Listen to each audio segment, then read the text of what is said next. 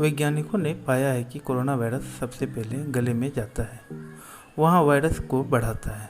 Virus की संख्या बढ़ने से गले और छाती में मोटा कफ जम जाता है, जिस वजह से सांस लेने में दिक्कतें होती हैं और ऑक्सीजन भी छाती तक नहीं पहुंच पाती है।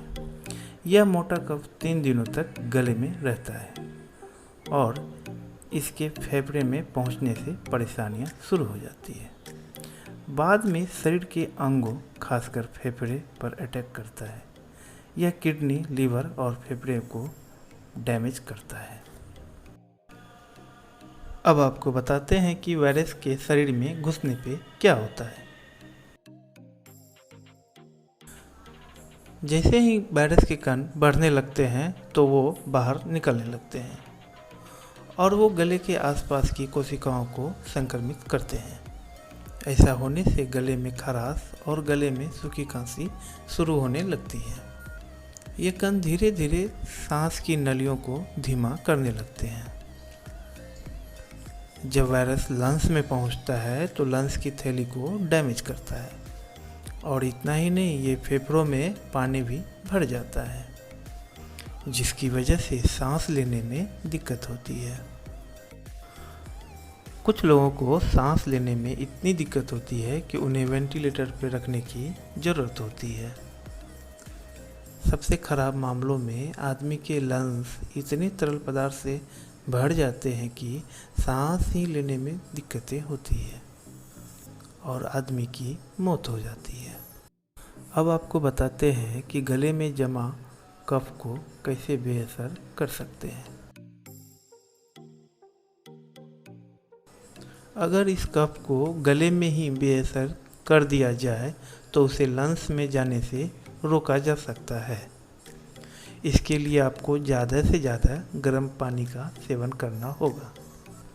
आप गर्म चाय, कॉफ़ी, गर्म पानी, हल्दी के साथ गर्म पानी जैसे चीज़ों का भरपूर सेवन कर सकते हैं।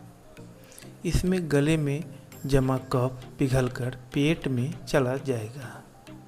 पेट में गैस्ट्रिक जूस होता है जो उस कफ को बेअसर कर देता है। गर्म पानी के गरारे।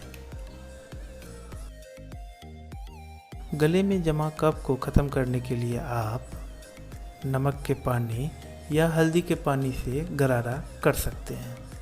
इन चीज़ों में एंटीसेप्टिक गुण होते हैं जो कफ को ख़त्म करने में मदद कर सकते हैं। इसके अलावा आप बीटाडीन से भी गरारे कर सकते हैं। इम्यूनिटी सिस्टम को करें मजबूत। कोरोना से बचने के लिए मजबूत शरीर बनाना बेहद ज़रूरी है।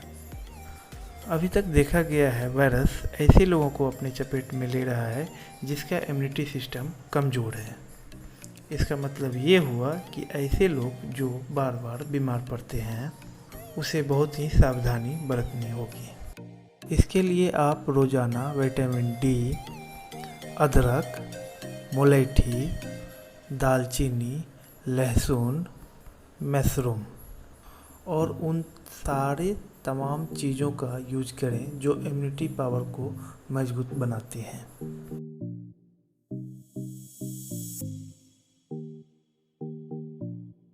अगर आपको ये वीडियो पसंद आया तो ऐसे ही जानकारी के लिए इस चैनल को शेयर करें, सब्सक्राइब करें, लाइक करें। Thank you.